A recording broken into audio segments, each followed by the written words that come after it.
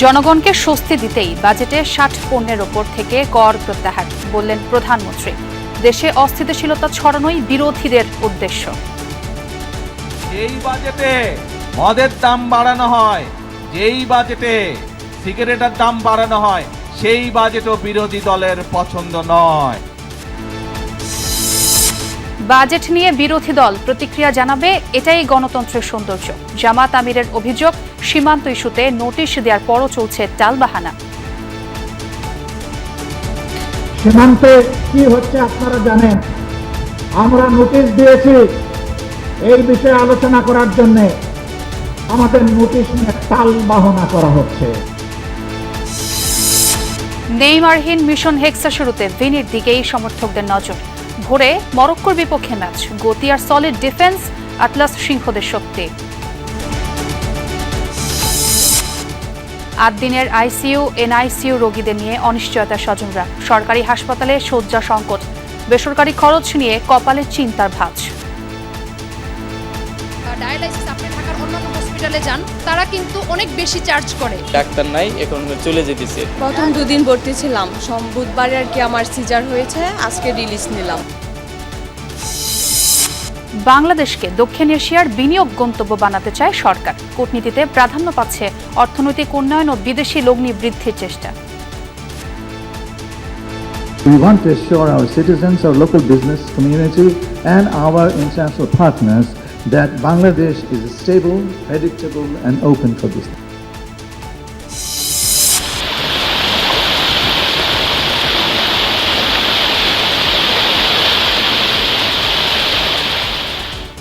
ভারী বর্ষণ ও উজানের ঝলে প্লাবিত শেরপুরের লোকালয়। স্থায়ী ও শহর রক্ষা বাঁধ না থাকায় তলিয়েছে সড়ক, দোকানপাট ও নিম্নাঞ্চল। হামলা বন্ধের শর্তে ইরানকে কোটি কোটি অর্থ ছাড় দিতেও রাজি আরব আমিরাত। রয়টার্সের এক্সক্লুসিভ রিপোর্ট। জব্দকৃত সম্পদ কিনা তা অনিশ্চিত।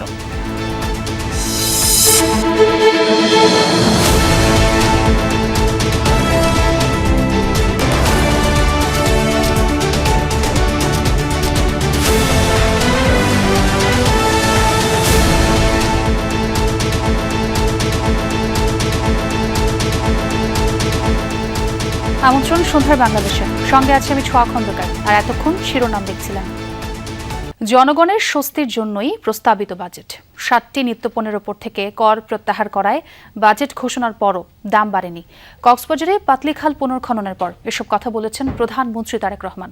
তার অভিযোগ, যে বাজেটে মদের দাম বাড়ানো হয় সেই বাজেটও মানে না বিরোধী দল। বলেন, দেশে অস্থিতিশীলতা ছড়ানো আর মানুষকে বিভ্রান্ত করাই তাদের উদ্দেশ্য। কক্সবাজার প্রতিনিধি এহসান আল কুতুবিকে সঙ্গে নিয়ে আল আমিন তালুকদারের ক্যামেরায় সাইফুদ্দিন রবিনের রিপোর্ট।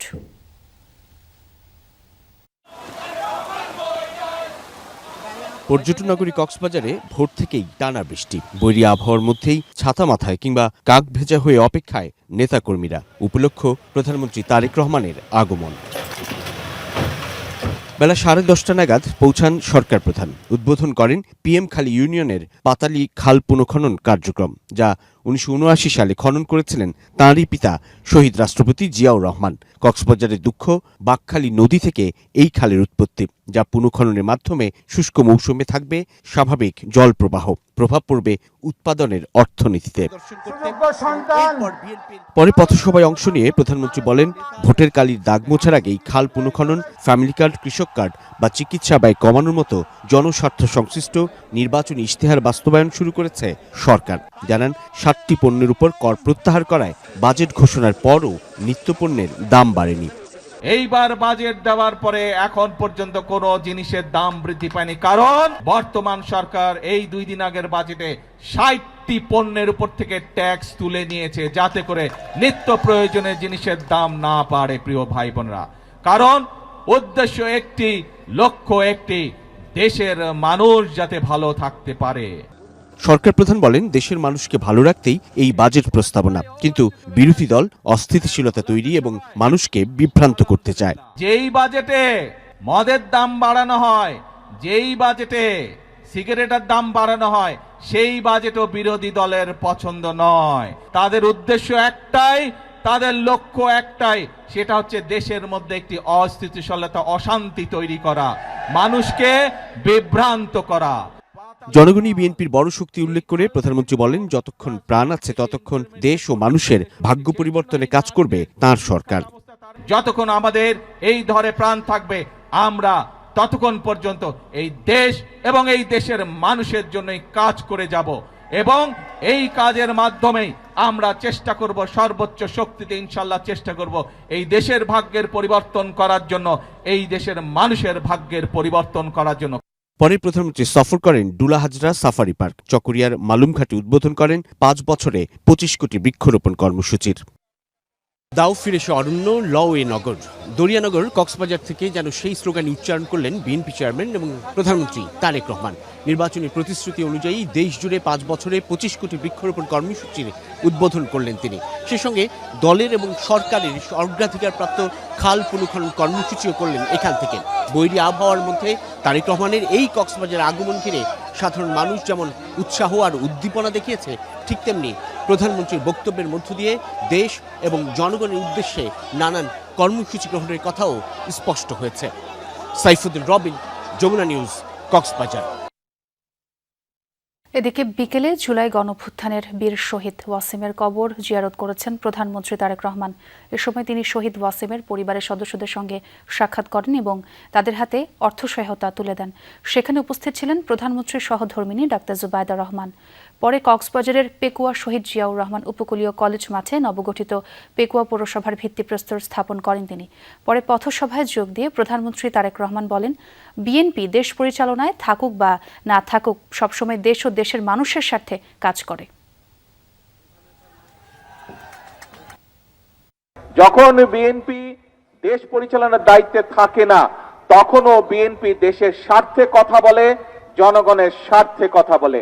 বিএনপি দেশ পরিচালনার দায়িত্বে থাকুক, বিএনপি দেশ পরিচালনার দায়িত্বের বাইরে থাকুক, সকল সময়ে বিএনপির একটাই প্রধান বিষয়, দেশ এবং দেশের মানুষের স্বার্থ। প্রধানমন্ত্রী বলেছেন, বাজেটে মাদক ও তামাকের ওপর ট্যাক্স বৃদ্ধি করায় বিরোধী দল বিরোধিতা করেছে, কিন্তু এসব সম্পূর্ণ মিথ্যা, এমনটি দাবি করেছেন বিরোধী দলীয় নেতা ও জামায়াতের আমির ডাক্তার শফিকুর রহমান। গণভোটের গণরায় বাস্তবায়ন ও জনদুর্ভোগ নিরসন এবং দ্রব্যমূল্য নিয়ন্ত্রণের দাবিতে চট্টগ্রামে বিভাগীয় সমাবেশে এই দাবি করেন তিনি। বিকেলে নগরীর লালদিঘি ময়দানে এই সমাবেশ শুরু হয়। সমাবেশে তিনি আরও বলেন, প্রধানমন্ত্রী ক্ষমতায় আসলে দুর্নীতির টুটি চেপে ধরার কথা বলেছিলেন, কিন্তু এখন দুর্নীতিকে বাহবা দেওয়া হচ্ছে। এছাড়া তিনি বলেন, ন্যায়ের পক্ষে থাকতে গিয়ে মাঝে মধ্যে হুমকির শিকার হতে হয়, তবে ফাঁসিকে যারা পরোয়া করে না তাদের ভয় দেখিয়ে লাভ নেই। পাশাপাশি সরকারের বিভিন্ন কর্মকাণ্ডের পাশাপাশি ঘোষিত বাজেটের সমালোচনা করেন তিনি। উঠে আসে সীমান্তে পুশব্যাক ও বিচার বহির্ভূত হত্যাকাণ্ডের মতো আলোচিত বিষয়গুলো। সমাবেশে জামায়াতে ইসলামীর আমির ও বিরোধী দলীয় নেতা ডাক্তার শফিকুর রহমান ছাড়াও এলডিপি চেয়ারম্যান কর্নেল অলি আহমদ, এনসিপির আহ্বায়ক ও বিরোধী দলীয় চিফ হুইপ নাহিদ ইসলাম, 11 দলীয় ঐক্যের শীর্ষ নেতারা যোগ দেন।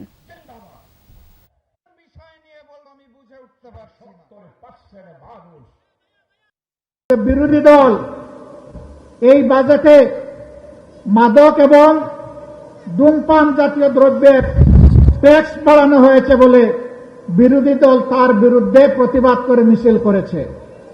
মিথ্যা, ভুয়া। বিরোধী দলের কেউ এটা করে নাই। গ্যাস, জ্বালানি ও বিদ্যুতের দাম বাড়িয়ে বাজেট বাস্তবায়ন করা সম্ভব না, এমনটাই বলেছেন জামায়াতের সেক্রেটারি জেনারেল মিয়া গোলাম পরওয়ার। দুপুরে ভোলায় দলীয় এক অনুষ্ঠানে এসব কথা বলেন তিনি। গোলাম পরওয়ার অভিযোগ করেন, জুলাই সনদকে অস্বীকার করে জনগণের বিরুদ্ধে অবস্থান করছে সরকার। আবার দলীয় নেতা কর্মীদের সুবিধার জন্য উচ্চাভিলাষী বাজেট পাশ করার চেষ্টা চলছে। এ সময় ভোলার মানুষের জীবনমান উন্নয়নের জন্য গ্যাস ভিত্তিক শিল্প কারখানা স্থাপনের দাবি জানান জামায়াতের এই শীর্ষ নেতা। জুলাই সনদকে অস্বীকার করে আপনারা যেমন জনগণের বিরুদ্ধে অবস্থান নিয়েছেন, আবার এই দলীয় কর্মীদের সুবিধা এবং লুটপাটের জন্য উচ্চাভিলাষী বাজেটে যদি আপনি জনগণের আকাঙ্ক্ষার বিপরীতে জোর করে পাশ করে নেন, তাহলে আপনারা জনগণ থেকে বিচ্ছিন্ন হবেন।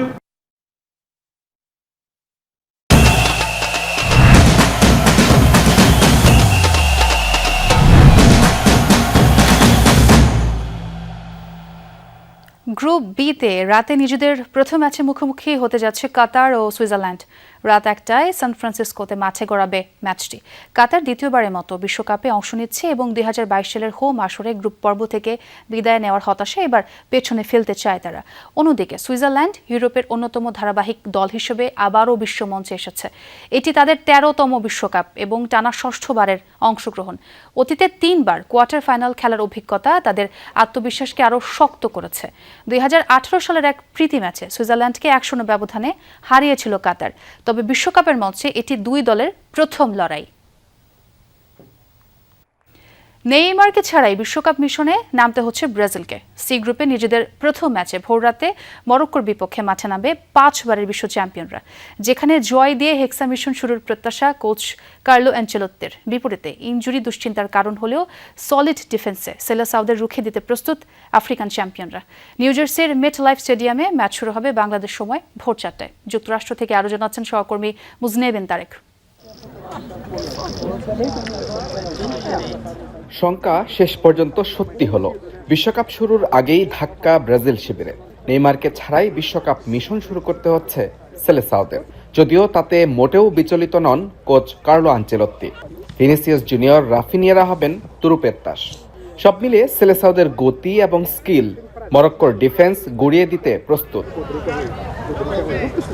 তবে আফ্রিকান চ্যাম্পিয়নদের মতো কাউন্টার অ্যাটাকিং দলের সামনে একটু অসতর্ক হলেই বড় মাসুল গুনতে হতে পারে সেলেসাওদের। হাইলাইন ডিফেন্স খেলে আক্রমণ সাজাতে গিয়ে তৈরি হতে পারে শূন্যতা। যদিও হেক্সা মিশনে পূর্ণ শক্তি নিয়ে শুভ সূচনা চান মাস্টারমাইন্ড কার্লো আনচেলত্তি। প্রতিটা বিভাগে আমাদের সেরা পারফর্মটা করতে হবে। আধুনিক ফুটবলে ছোট দল বলতে কিছু নেই। মরক্কো আফ্রিকার অন্যতম সেরা দল। আমরা প্রস্তুত আছি নিজেদের সেরাটা দিয়ে বিশ্বকাপে ভালো একটা শুরু করব। এবারের বিশ্বকাপে এখন পর্যন্ত সবচেয়ে হাই ভোল্টেজ ম্যাচটি অনুষ্ঠিত হতে যাচ্ছে নিউ জার্সির এই মেট লাইফ স্টেডিয়ামে।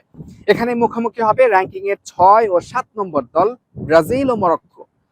ইনজুরি শুধু ব্রাজিলের দুশ্চিন্তার কারণ নয়, মরক্কো হারিয়েছে তাদের দুই গুরুত্বপূর্ণ ফুটবলার আফদি ও নায়েফকে।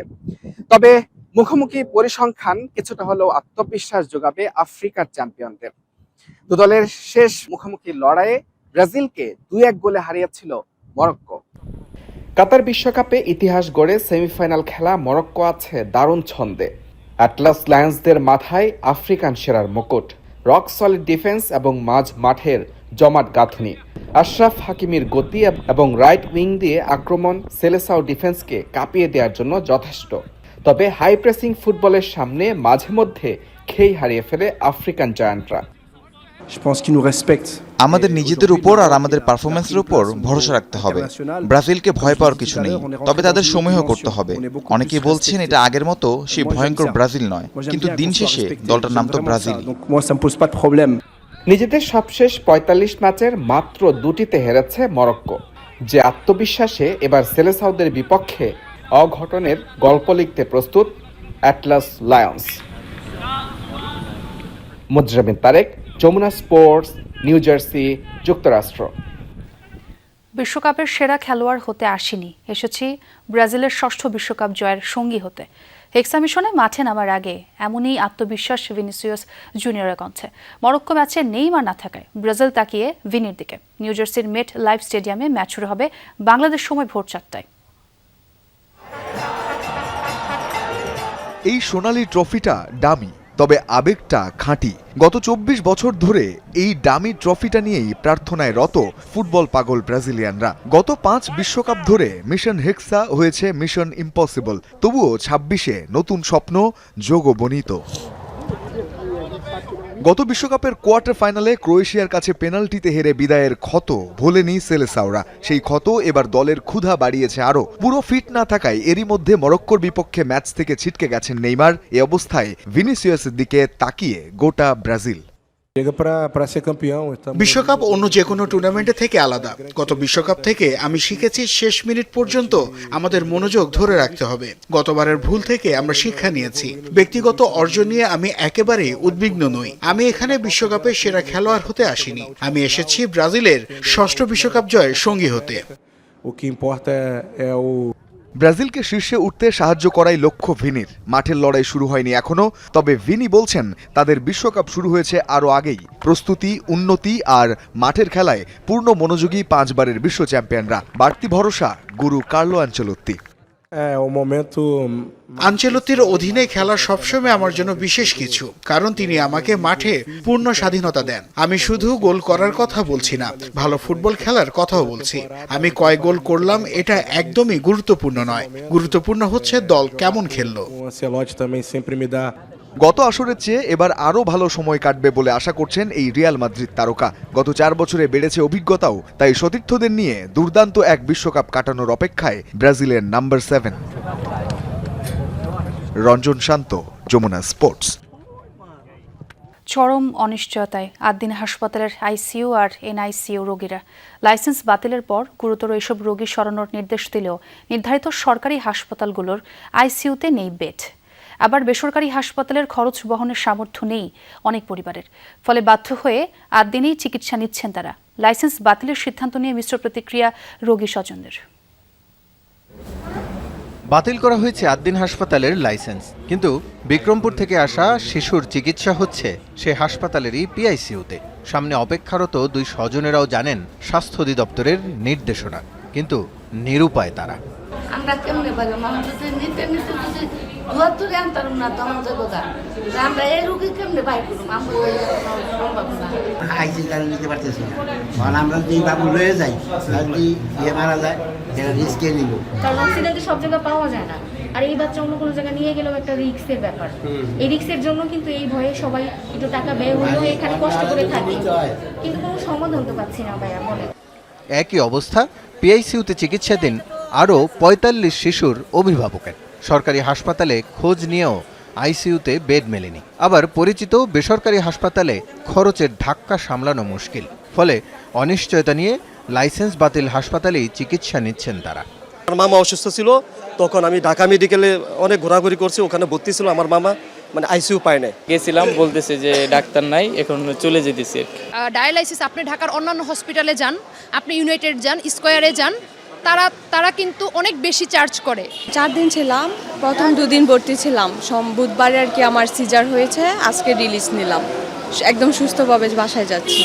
8 দিন হাসপাতালে 6 শিশুর মর্মান্তিক মৃত্যুতে কর্তৃপক্ষের গাফিলতি পেয়েছে স্বাস্থ্য অধিদপ্তর। তদন্ত শেষে গেল 11 জুন হাসপাতালের লাইসেন্স বাতিল করে সংস্থাটি। চিকিৎসাধীন রোগীদের সরিয়ে Dhaka medical, Mugda medical, Suhrawardy medical, Kurmitola medical ও শিশু হাসপাতালে নিতে বলা হয়েছে। সবসময় ভিড় লেগে থাকা এসব হাসপাতালের কোনোটিতেই আইসিইউ বা পিআইসিইউ খালি নেই। মুগদা মেডিকেল কলেজ হাসপাতালের উপপরিচালক জানান, নিজস্ব রোগীদের আইসিইউ প্রয়োজনীয়তায় মেটানো যাচ্ছে না। রেফার্ড রোগীদের আইসিইউ সাপোর্ট দেয়া একরকম অসম্ভব। খোঁজ নিয়ে জানতে পেরেছি এরকম কোনো রোগী আমাদের এখানে আসেনি, সেটা জেনারেল বা আইসিইউ মানে কোথাও মানে ওইরকম কোনো রোগী আসেনি। আমাদের ভর্তিকৃত রোগীদের যে আইসিইউ চাহিদা সেটাই আমাদের পূরণ করতে হিমশিম খেতে হয়। দুঃখজনক হলেও সত্য যে একটা আইসিইউ বেড খালি হয় বেশিরভাগ ক্ষেত্রে একটা রোগী মারা যাওয়ার পরে।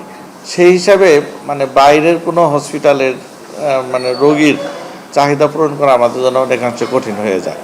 8 দিন হাসপাতালে বৃহস্পতিবার পর্যন্ত 443 জন রোগী ভর্তি ছিলেন। লাইসেন্স বাতিলের পর কেউ কেউ চলে গেছেন। হাসপাতালে এখনও চিকিৎসাধীন 200-র বেশি রোগী। রাসেল আহমেদ, যমুনা নিউজ, ঢাকা। হাম ও উপসর্গ নিয়ে দীর্ঘ হচ্ছে মৃত্যুর মিছিল। গত 24 ঘন্টায় আরও 5 শিশু মৃত্যু হয়েছে। সারা দেশে হাম ও উপসর্গ নিয়ে রোগী ভর্তি হয়েছে 733 জন। এর মধ্যে ময়মনসিংহে মারা গেছে 1 জন। প্রাদুর্ভাব শুরুর পর থেকে এখন পর্যন্ত এই জেলায় হাম ও উপসর্গে প্রাণ গেছে 50 জনের। ময়মনসিংহ মেডিকেলে নতুন রোগী ভর্তি হয়েছে 19 জন। বর্তমানে চিকিৎসাধীন 100 রোগী।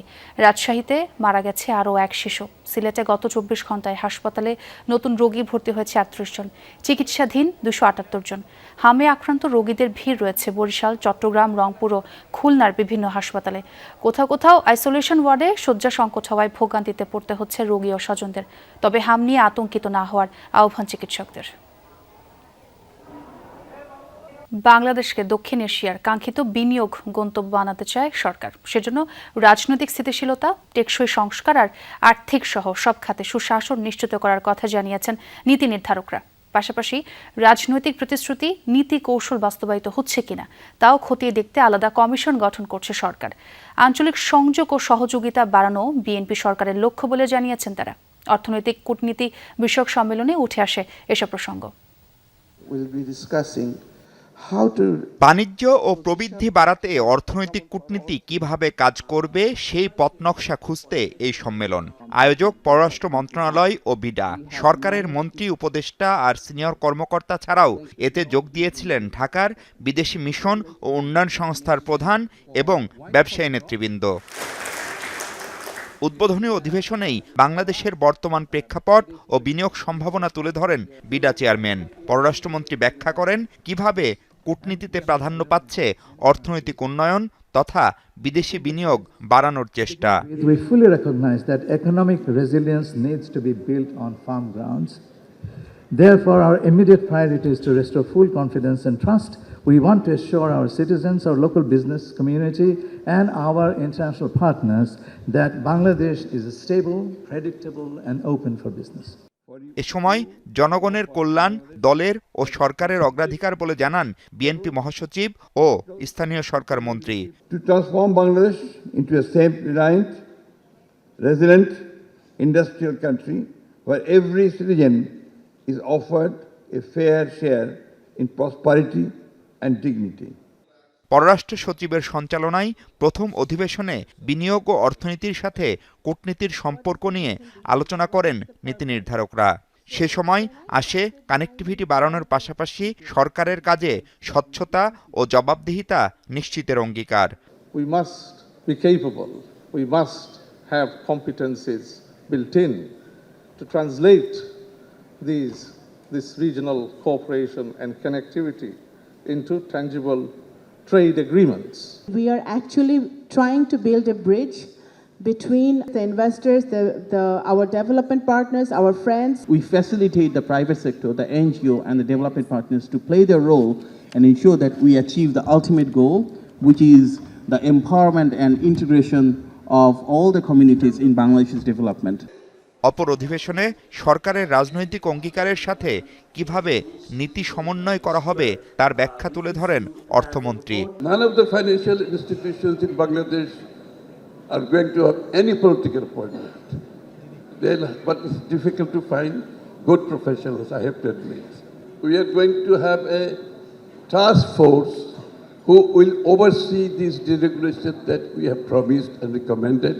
এই সম্মেলনে অংশগ্রহণকারীদের কাছে পার্টনার এঙ্গেজমেন্ট নোট জমা দেওয়ার আহ্বান জানান উদ্যোক্তারা। এর ভিত্তিতে আগামীতে আরও আলোচনা করে করণীয় নির্ধারণ করবে সরকার। মাহফুজ মিশু, যমুনা নিউজ, ঢাকা।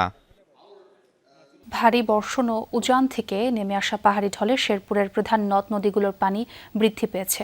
এর মধ্যে মহারশী, সোমেশ্বরী ও চেল্লাখালীর পানি বিপদসীমার ওপর দিয়ে প্রবাহিত হচ্ছে। ফলে বিভিন্ন স্থানে নদীর পানি লোকালয়ে প্রবেশ করছে। চরম ভোগান্তিতে স্থানীয়রা। টানা ও ভারী বর্ষণ আর উজান থেকে নেমে আসা পাহাড়ি ঢল শেরপুরের ঝিনাইগাতি উপজেলার মহারশী নদীর পানি তীর উপচে প্রবাহিত হচ্ছে। ক্ষতিগ্রস্ত ফসলি জমি, মাছের ঘের ও বসতবাড়ি। উপজেলার ধানসাই, কান্দুলি, কুচনিপাড়া সহ বেশ কয়েকটি গ্রাম এরই মধ্যে প্লাবিত। সকালে ঝিনাইগাতি বাজারে প্রবেশ করে নদীর পানি। ক্ষতিগ্রস্ত হয় বেশ কিছু ব্যবসা প্রতিষ্ঠান।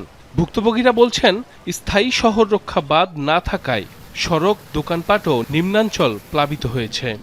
সরকারের বেড়িবাঁধের আমাদের আশ্বাস দিচ্ছে, কিন্তু আজ পর্যন্ত বেড়িবাঁধ হয় নাই। সঠিক কোনো পরিকল্পনা নিতেছে না। এটা আসলে আমরা সবার দাবি, দ্রুত দাবিতে বেড়িবাঁধ হোক। সকাল হাতে আমরা বাইরে আর পাক শাক করে পাই নাই, আঙ্গর ঘরের ভিতরে পানি। এখানে যে বাস্তবায়নের কাজগুলো চলতেছে, এগুলো আমাদের ওইরকম ভাবে কোনো কাজ হচ্ছে না। পানি উন্নয়ন বোর্ড জানিয়েছে, চোল্লাখালী নদীর বাতকুচি পয়েন্টে বিপদসীমার 2 সেন্টিমিটার ওপর দিয়ে পানি প্রবাহিত হচ্ছে। তবে উজানে ভারী বৃষ্টি হলে আরও ঢল নামতে পারে। এদিকে ক্ষতিগ্রস্ত এলাকা পরিদর্শন করেছেন উপজেলা প্রশাসনের কর্মকর্তারা। বাঁধ নির্মাণ ও নদীর নাব্যতা সংকট নিয়ে স্থানীয় এমপি এবং ঊর্ধ্বতন কর্মকর্তাদের সাথে আলোচনা করে প্রয়োজনীয় ব্যবস্থা নেয়ার আশ্বাস দেন তারা। নদীগুলো খনন করে তার নাব্যতা বাড়ানো এবং একই সাথে যদি একটা বড় প্রকল্প নিয়ে এই নদীর পাড়ে যদি ব্লক দেওয়া যায় পুরো এরিয়া জুড়ে, সেটা বাজার এবং নদীর পাড়ে যে এরিয়া আছে, তাহলে আমার মনে হয় যে এই অঞ্চলের জন্য এটা অনেক বড় আশীর্বাদ হবে। অস্থায়ী বাঁধে কিছুদিন রক্ষা পাওয়া গেলেও স্থায়ী সমাধান হয় না, তাই দ্রুত সময়ের মধ্যে টেকসই বাঁধ নির্মাণের দাবি এলাকাবাসীর। সাইফ আহমেদ, যমুনা নিউজ। থেমে নেই বিএসএফ এর পুশিং চেষ্টা। রাতে চাঁপাইনবাবগঞ্জের রোকনপুর সীমান্ত দিয়ে 15 জনকে এপারে ছেড়ে পাঠানোর চেষ্টা করে ভারতীয় সীমান্তরক্ষী বাহিনী। তবে বিজিবি ও স্থানীয়দের বাধার মুখে তাদের আবারও ভারতের অভ্যন্তরে ফেরাতে বাধ্য হয় বিএসএফ। বিজিবি জানায়, রাতের অন্ধকারে রোকনপুর সীমান্ত দিয়ে 15 জনকে নৌকা যোগে পুশিনের চেষ্টা চালায় বিএসএফ। বিষয়টি টের পেয়ে তাৎক্ষণিকভাবে বাধা দেয় বিজিবি। এদিকে কুষ্টিয়ার প্রাকপুর সীমান্ত দিয়ে 12 জনকে পুশিন চেষ্টার বিষয়ে বিজিবি বিএসএফ এর পতাকা বৈঠকে কোনো সিদ্ধান্ত হয়নি। এছাড়া অনুপ্রবেশ ও পুশিন ঠেকাতে দেশের সকল সীমান্তে নজরদারি বৃদ্ধি করেছে বিজিবি। অরক্ষিত এবং গুরুত্বপূর্ণ পয়েন্টে বাড়ানো হয়েছে টহল ও গোয়েন্দা নজরদারি।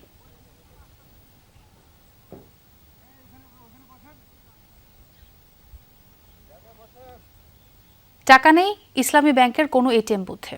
চরম ভোগান্তিতে গ্রাহকরা। বিভিন্ন বুথ ঘুরেও টাকা তুলতে না পেরে ক্ষুব্ধ তারা। অন্য ব্যাংকের বুথেও টাকা পাচ্ছেন না ইসলামী ব্যাংকের গ্রাহকরা। জরুরি প্রয়োজনে টাকা না পেয়ে বিপাকে পড়েছেন অনেকে। ব্যাহত হচ্ছে তাদের স্বাভাবিক লেনদেন। যদিও ব্যাংকের ভারপ্রাপ্ত ব্যবস্থাপনা পরিচালক জানিয়েছেন, রোববার থেকেই এটিএম এর স্বাভাবিক সেবা পাবেন গ্রাহকরা। নতুন চেয়ারম্যান খুরশিদ আলমের নিয়োগকে কেন্দ্র করে অস্থিরতা শুরু হয় ইসলামী ব্যাংকে। নিয়োগ বাতিলের দাবিতে চলতি মাসের শুরু থেকেই কর্মসূচি পালন করছেন সচেতন গ্রাহক ফোরামের ব্যানারে আন্দোলনকারীরা। কঠোর অবস্থানে বাংলাদেশ ব্যাংকও। বিষয়টি নিয়ে জাতীয় সংসদেও তর্কে জড়িয়েছেন সরকারি এবং বিরোধী দল। এদিকে ইসলামী ব্যাংকের এই অস্থিরতাই আতঙ্ক ছড়িয়েছে গ্রাহকদের মাঝেও। ব্যাংকে রাখা আমানত তুলে নিচ্ছেন অনেকে। টাকা তোলার চাপে তারল্য সংকটে পড়েছে ব্যাংকটি। এরই মধ্যে বাংলাদেশ ব্যাংকের কাছে চাওয়া হয়েছে 10,000 কোটি টাকার তারল্য সহায়তা। তারল্য সংকটের চাপ পড়েছে ইসলামী ব্যাংকের এটিএম বুথেও। শনিবার সরেজমিন ঘুরে দেখা গেছে কোনো বুথেই টাকা নেই। এতে বিপাকে পড়েছেন সাধারণ গ্রাহকরা। আমি আসছি টাকা উঠেছে, এখানে পাই নাই। তারপরে গেছি পল্টনে গেছি, তারপরে আপনাদের যে ইয়াতে গেছি গুলিস্তানে গেছি, এখানেও গেছি যে মগবাজারে, আমি কোথাও পাচ্ছি না টাকাটা। এখন আমি টাকাটা রাখি ব্যাংকে, একটা বেকায়দায় আছি, কারণ আমার প্রয়োজনের সময়টা আমি টাকাটা পাচ্ছি না। একটা হয়রানি আর কি যা হয়। বিহাইন্ড দ্য সিন কে আছে না আছে এটা আমরা জানতে চাই না। আমরা গ্রাহক, আমরা সেবা দরকার। তাহলে যদি টাকা না থাকে তাহলে এটা বন্ধ করে দেওয়া হোক।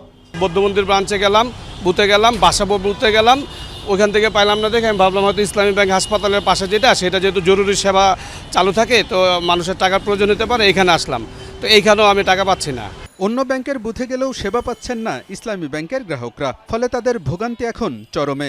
আমি 4-5টা বুথে গেছি, একটা বুথেও পাইনি। অন্য কোনো ব্যাংকে যাচ্ছি, সেখান থেকে আগে আমি একসাথে 10,000 বা 15,000 বা 20,000 উঠাতে পারতাম। এখন আমি 5,000 দিচ্ছি, তাও উঠতেছে না। 2,000 দিচ্ছি, তাও উঠতেছে না। ইসলামী ব্যাংক যেই ব্যাংকগুলোর সাথে কোলাবোরেশন করে কাজ করে, সেই ব্যাংকগুলো থেকেও আমরা টাকা পাচ্ছি না। এদিকে ব্যাংকের ভারপ্রাপ্ত এমডি জানিয়েছেন, দরকার না হলেও আতঙ্কে অনেকেই টাকা তুলে নিচ্ছেন, যে কারণে কিছুটা টানাপোড়েন তৈরি হয়েছে। তবে রোববার থেকেই গ্রাহকরা স্বাভাবিক সেবা পাবেন বলেও আশ্বাস দিয়েছেন তিনি।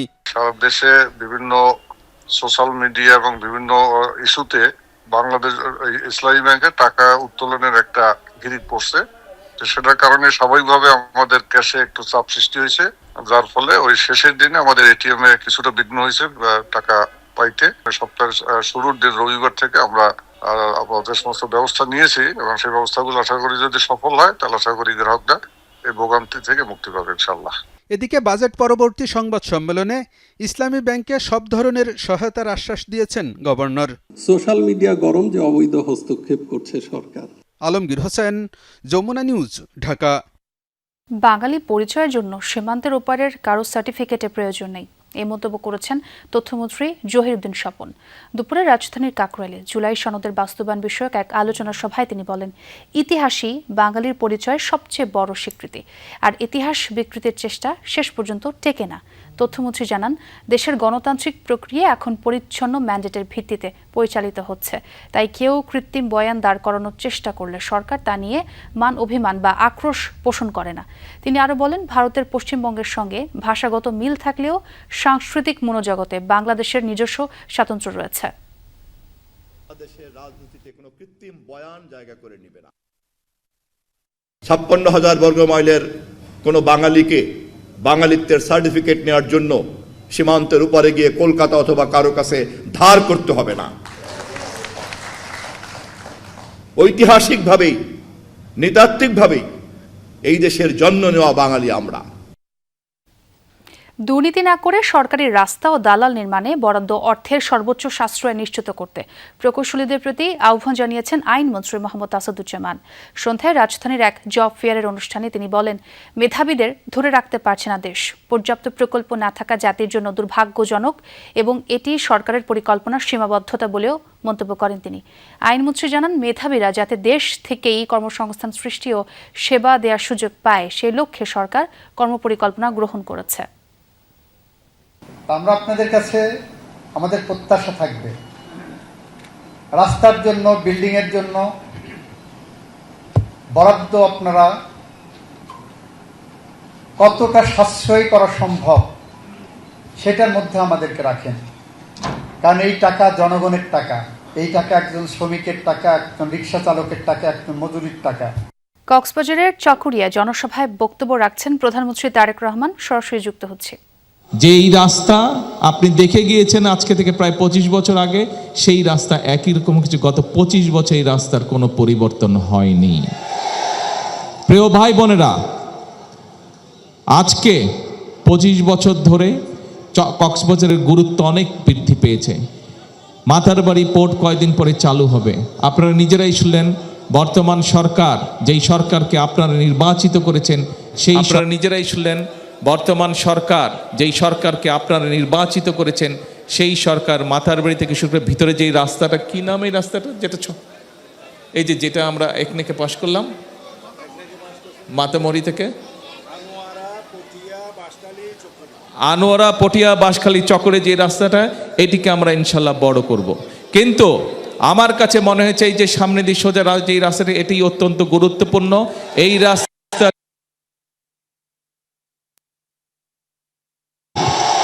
ইনশাল্লাহ, এই রাস্তার কাজ আমরা ইনশাল্লাহ দ্রুতই হাত দেব, যাতে করে এই রাস্তাটি আমরা চট্টগ্রাম টু কক্সবাজার যে রাস্তাটি, মেইন যে রাস্তাটা, সেটি আমরা ইনশাল্লাহ 4 থেকে 6 লেন করব ইনশাল্লাহ।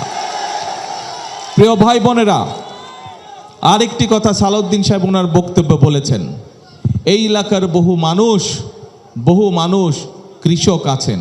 কৃষকের মধ্যে অনেকেই আছেন, কেউ ধান চাষ করেন, ধানের কৃষক, কেউ মৎস্য চাষ করেন, মৎস্য কৃষক, কেউ লবণ উৎপাদন করে, লবণ চাষি আছে না? এই এলাকার বহু মানুষ লবণ চাষেতে সম্পৃক্ত।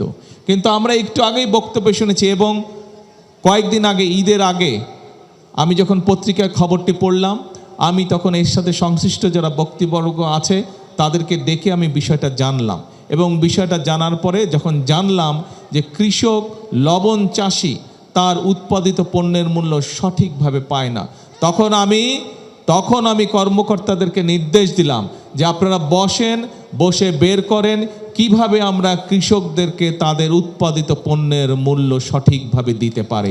ইনশাল্লাহ আগামী কিছুদিনের মধ্যে আমরা একটি দাম নির্ধারণ করব, একটি মূল্য নির্ধারণ করব, যাতে করে লবণ চাষিরা তাদের উৎপাদিত পণ্যের মূল্য পায়। প্রিয় ভাই বোনেরা, আজকে আপনাদের সামনে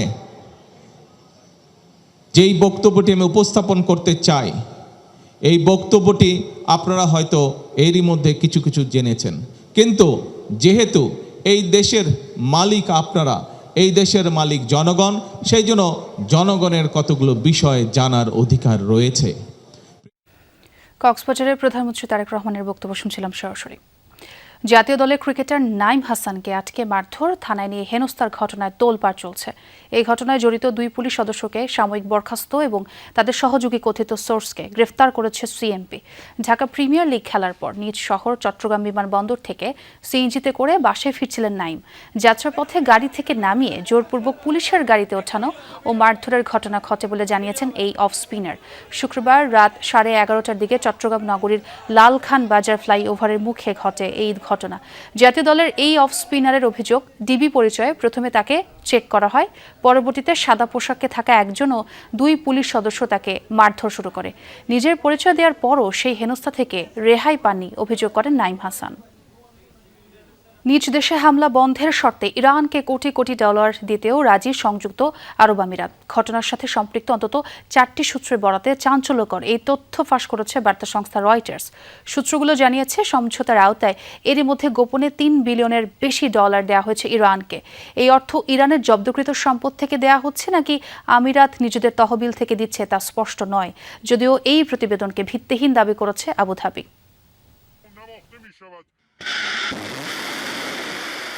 যুক্তরাষ্ট্রের হামলার পাল্টা জবাবে যেসব উপসাগরীয় দেশকে ইরান টার্গেট বানিয়েছে তার মধ্যে অন্যতম সংযুক্ত আরব আমিরাত। যুদ্ধবিরতি কার্যকর হওয়ার আগ পর্যন্ত দফায় দফায় ইরানের মিসাইল হামলায় ব্যাপক ক্ষতিগ্রস্ত হয় দেশটির তেল শোধনাগার, হোটেলসহ বিভিন্ন স্থাপনা। যুদ্ধবিরতির মধ্যেও পাল্টাপাল্টি সংঘর্ষে জড়িয়েছে ইরান যুক্তরাষ্ট্র। সাম্প্রতিক মার্কিন হামলার জবাবে আইআরজিসি কুয়েত, বাহরাইন ও জর্ডানে মিসাইল ছুড়লেও হামলা হয়নি আমিরাতে। দেশটিতে সবশেষ ইরান হামলা চালিয়েছে 1 মাসেরও বেশি সময় আগে, গত 4 মে।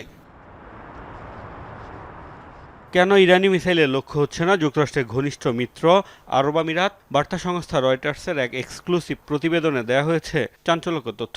ইরানের হামলা থেকে রক্ষা পেতে গোপনে সমঝোতা করেছে আবুধাবি। অন্তত 4টি সূত্রের বরাতে প্রতিবেদনে দাবি করা হয়েছে, হামলা বন্ধের শর্তে ইরানকে কোটি কোটি ডলারের তহবিল ছাড়ে রাজি হয়েছে দেশটি। 2টি সূত্রের দাবি, এই অর্থের পরিমাণ $10 বিলিয়ন। এরই মধ্যে $3 বিলিয়ন দেওয়া হয়েছে বলে দাবি ওই সূত্রের। আরও 2 সূত্র জানিয়েছে, অর্থের পরিমাণ হতে পারে $20 বিলিয়ন। মূলত দুবাইয়ে তেল বিক্রির রাজস্ব সহ ইরানের বিপুল অর্থ আটকে রয়েছে, যার বেশিরভাগই আটকা মার্কিন নিষেধাজ্ঞার কারণে। বৈশ্বিক ডলার লেনদেনের ওপর নজরদারি করে যুক্তরাষ্ট্র। কালো তালিকাভুক্ত কোনো ইরানি প্রতিষ্ঠানের সঙ্গে বিদেশি কোনো ব্যাংক লেনদেন করলে তাদেরও মার্কিন আর্থিক নেটওয়ার্ক থেকে বাদ দেওয়া হয়। তবে ইরানকে জব্দকৃত অর্থ দেওয়া হচ্ছে নাকি নিজেদের তহবিল থেকে অর্থ দিচ্ছে আবুধাবি, সেটি নিশ্চিত নয়। এদিকে এই গোপন সমঝোতার অভিযোগ অস্বীকার করেছে সংযুক্ত আরব আমিরাত। দেশটির পররাষ্ট্র মন্ত্রণালয় এক বিবৃতিতে রয়টার্সের প্রতিবেদনকে ভিত্তিহীন আখ্যা দিয়েছে। মোস্তফা মাহমুদ, যমুনা নিউজ। দর্শক, এ ছিল সন্ধ্যার বাংলাদেশে। এতক্ষণ যারা সঙ্গে ছিলেন সবাইকে ধন্যবাদ।